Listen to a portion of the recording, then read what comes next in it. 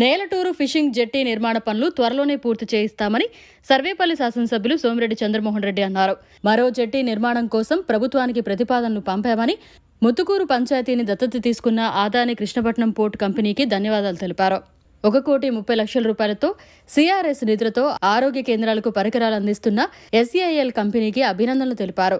అన్ని కంపెనీలు తమ సిఆర్ఎస్ నిధుల్లో 80% సర్వేపల్లి నియోజకవర్గ ప్రజల కోసమే ఖర్చు పెట్టాలన్నారు. ముత్తుకూరు మండలం నేలటూరు పంచాయతీ పరిధిలో నిర్మాణంలో ఉన్న ఫిషింగ్ జెట్టీని ఆదాని కృష్ణపట్నం పోర్టు ప్రతినిధులతో కలిసి సర్వేపల్లి శాసనసభ్యులు సోమిరెడ్డి చంద్రమోహన్ రెడ్డి పరిశీలించారు.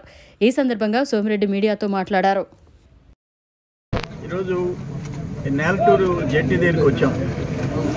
ఎందుకంటే ఈ పోర్ట్ అంతకుముందు కృష్ణపట్నం పోర్ట్లో అందరూ వేటకు పోవటం, పడవలు నడుస్తూ వచ్చాయి. ఇప్పుడు ఆ పోర్ట్ వచ్చింది, ఒక పక్కన సిఎల్ కంపెనీ వచ్చింది, ఇంకో పక్కన జెన్కో వచ్చింది. అప్పటి నుంచి ప్రతిపాదన ఉండింది. ఇప్పుడు వీళ్ళు కృష్ణపట్నం అదానీ పోర్ట్ వాళ్ళు 17 కోట్లు పెట్టి జెట్టి కన్స్ట్రక్షన్ చేస్తున్నారు.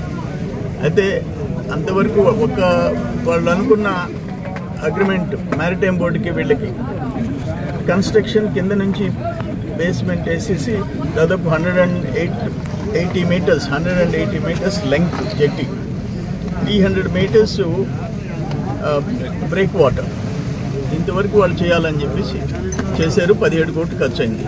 ఇంకొక 15 కోట్లు ఖర్చు అవుతే అది మ్యారిటైమ్ బోర్డు పెట్టేటట్టు నేను ఒక 1 వీక్ 10 డేస్లో minister for R&B and ports ఓడరేవుల మంత్రి DC జనార్దన్ రెడ్డి గారిని తీసుకొస్తాను. Maritime board chairman Damanchella Janardhan, CEO, secretary అందరినీ తీసుకొస్తాను. బ్యాలెన్స్ గవర్నమెంట్ నుంచి అంటే దాదాపు 1 year నుంచి దీన్ని ఆగిపోయి కూర్చోను. ఎలక్షన్ ముందు నుంచి ఆగిపోయింది. దీన్ని వెంటనే కంప్లీట్ చేయించేదానికి పనులు మొదలయ్యేదానికి ప్రయత్నం చేస్తాం. అయితే మిగతా గ్రామాల వాళ్ళు ఏమంటారంటే ఇది నేలటూరుకు ఒకదానికి అనుకూలం అవుతుంది, మాకు ఇవన్నీ దాటుకుని ఇక్కడికి రావాలి కాబట్టి ఆపోజిట్ సైడ్ ఇంకో జెట్టి నిర్మాణం చేయించమంటున్నారు. ఇక్కడున్న కృష్ణపట్నం ఇతర గ్రామాలు అంటే ఇది ఇక్కడ చెల్లకూరు, వాకాడు చెల్లకూరు మండలం నుంచి గోడ్పల్లిగూడూరు మండలం దాకా ఈవెన్ వెడవలూరు, కొడవలూరు వాళ్ళకి ఈ జెట్టి ఒక పెద్ద అసెట్గా మారుతుంది మత్స్యకారు. అందుకని దాన్ని వెంటనే వీలైన తొందరలో శాంక్షన్ చేయించడానికి ప్రయత్నం చేస్తాం. ఇంకోటి ఏంటంటే ఇక్కడ నా appeal to the Krishnapatnam Adani port, CL company and Genco, CSR funds అనండి, లేదు మీరు ఇప్పుడు జెన్కో CSR లేదంటాడు, గవర్నమెంట్ ఇదంటాడు. మీ బాధ్యత.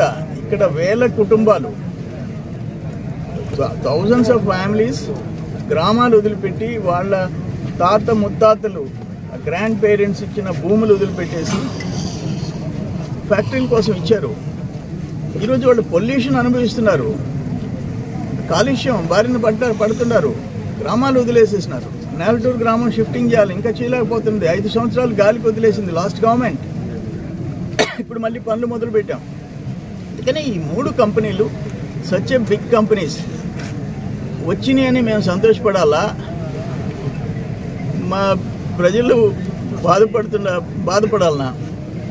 అందుకని వాళ్ళు జనరస్ అయితే ఇప్పుడు కృష్ణపట్నం అదానీ పోర్టు ఒక పెద్ద గ్రామం, 12,000 ఓట్లు అంటే 17-18 వేల జనాభా, 17-18 వేల జనాభా ఉండే ఒక ముత్తుకూరు మేజర్ పంచాయతీని దత్తత తీసుకున్నారు.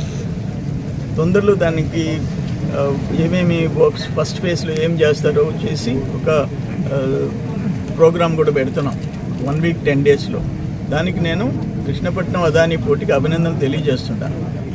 బట్ సేమ్ టైం వాళ్ళు ఏ కారణమైనా చెప్పని అల్టిమేట్గా కంటైనర్ పోర్టు ప్రారంభించాలి.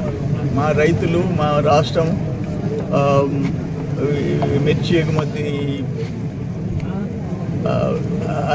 ష్రింప్ ఎగుమతి, రొయ్యల ఎక్స్పోర్టు, రైస్ ఎక్స్పోర్ట్ ఎట్లా జరుగుద్ది.